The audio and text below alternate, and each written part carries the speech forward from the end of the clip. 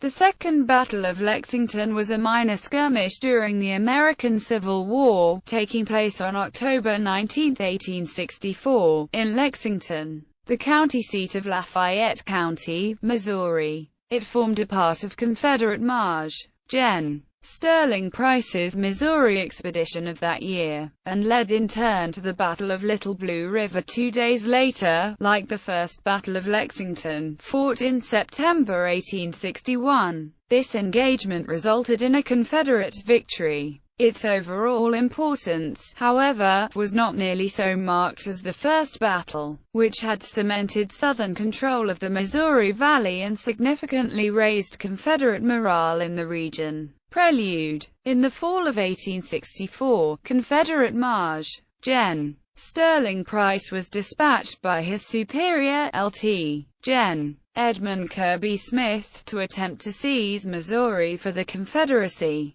Unable to attack his primary objective, St. Louis, Price decided to execute Smith's backup plan for a westward raid through Missouri and into Kansas and the Indian Territory. Their ultimate goal was to destroy or capture Union supplies and outposts, which might negatively affect Abraham Lincoln's chances for re-election in 1864. After his victory at the Battle of Glasgow, Missouri, Price continued his march westward, in the direction of Kansas City and Fort Leavenworth, headquarters of the Federal Department of Kansas. But his progress was slow, giving the Union Army a chance to concentrate their forces. Marsh. Gen. William S. Rosecrans, commanding the Department of the Missouri, proposed a pincer movement to trap Price and his army, but was unable to communicate with Marsh. Gen. Samuel R. Curtis, commander of the Department of Kansas, to formalize the plan. Curtis was experiencing difficulty because many of his soldiers were Kansas militia, and they refused to enter Missouri. However, a force of about 2,000 men under the command of Marsh.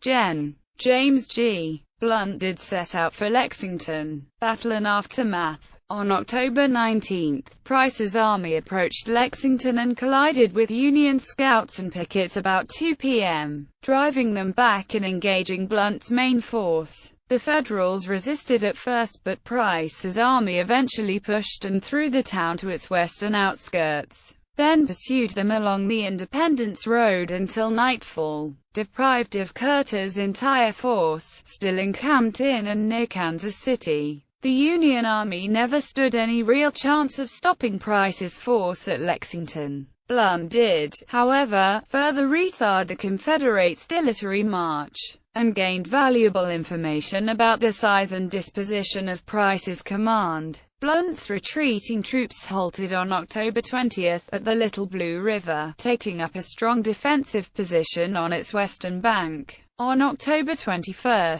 however, Price's army would continue its successful, if ultimately short-lived, drive in the battles of Little Blue River and Independence. These triumphs would all be undone by the Battle of Westport on October 23, which saw Price's defeat and the end of his campaign, together with all significant Confederate military operations.